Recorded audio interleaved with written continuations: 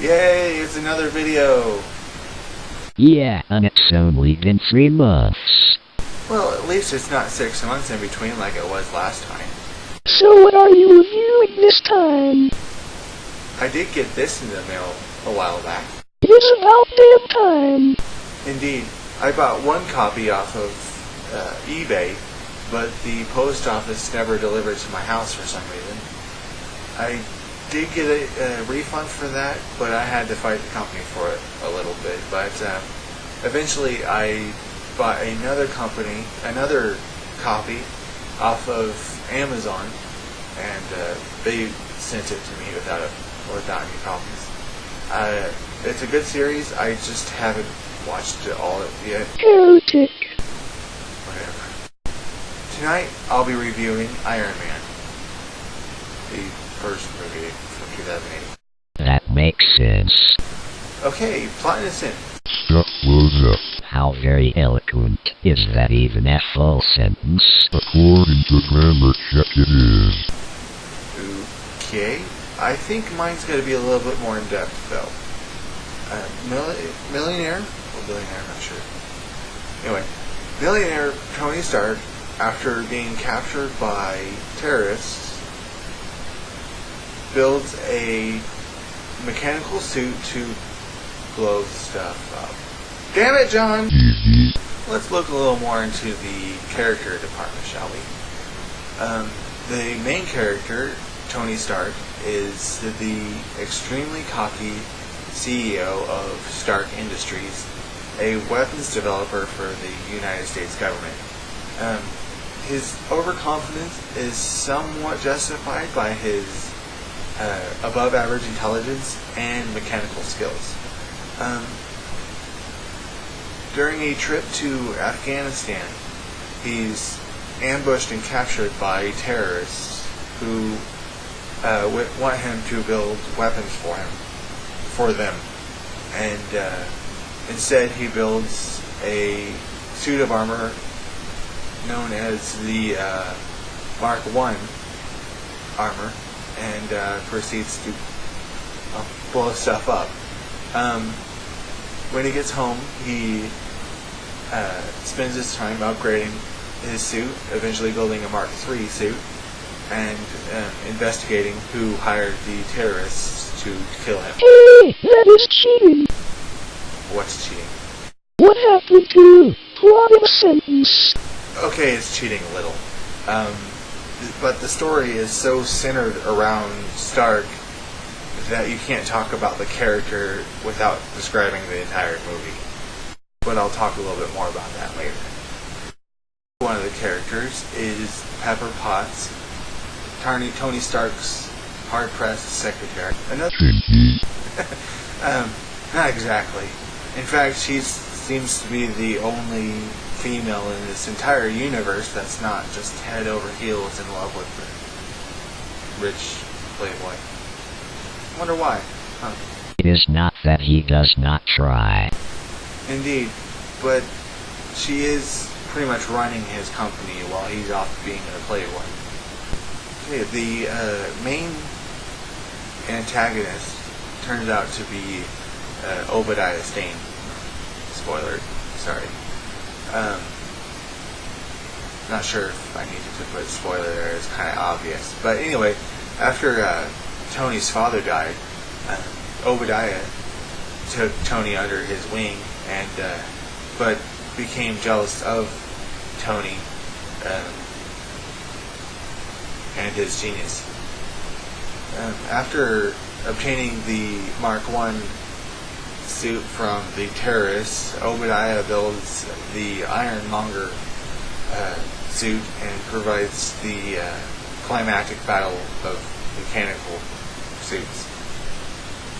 Some notable side characters would be James Rhodes, known as Rhodey. He's the liaison between Stark Industries and the United States military.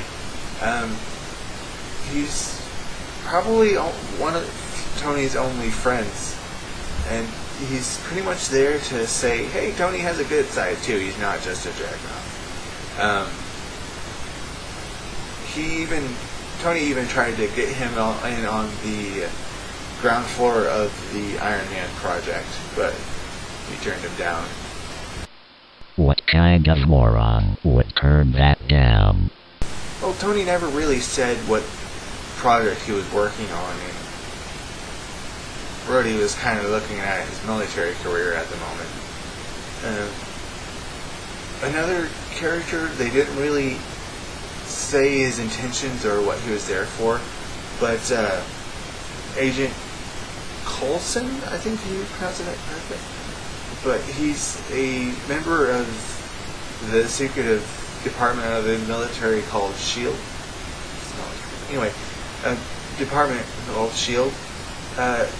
He's pretty much there to tie the Iron Man movie in with the Avengers movie coming out next summer.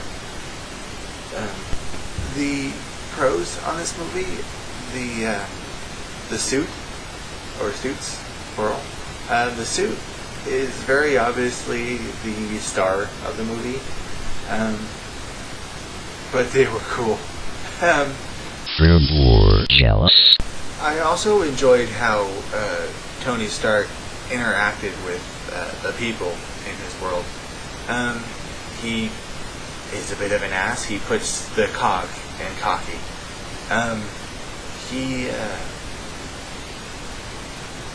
But it's nice to see a anti-hero that's not just a whiny emo person. Even when things were going really, really bad for him, he never really stopped to mope and whine about it. He just found a solution and got through it. Some of the cons in this movie, there's no depth to the story. There's no other storylines, there's no love triangles, there's nothing other than an excuse for Tony Stark to build his Iron Man. The terrorists are hired to kill him. Instead, they make him build weapons for them, but they have no motive for these weapons that they've announced. The main antagonist for the movie seemed the only motivation he had was to take over Stark Industries, and he pretty much did that by overriding him on the board, which made everything he did, all the fancy big explosions, completely unnecessary. That would not have made for a very good movie. I guess that's true, but I guess this is just a prequel to the Avengers movie, so they were pretty much just focusing on character development for Tony Stark himself, and so they can free up more time in the Avengers movie. Another problem I would say with the movie is the special effects. The suits were beautiful. They are amazing. I want one. And the things up close that he was interacting with, that he was directly doing, looked awesome too. But when you got out of range, when you got to a big panoramic view or a distant explosion, it just looked really half-assed.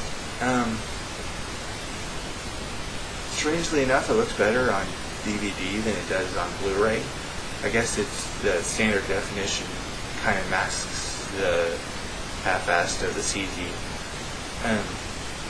Overall, I did like this movie.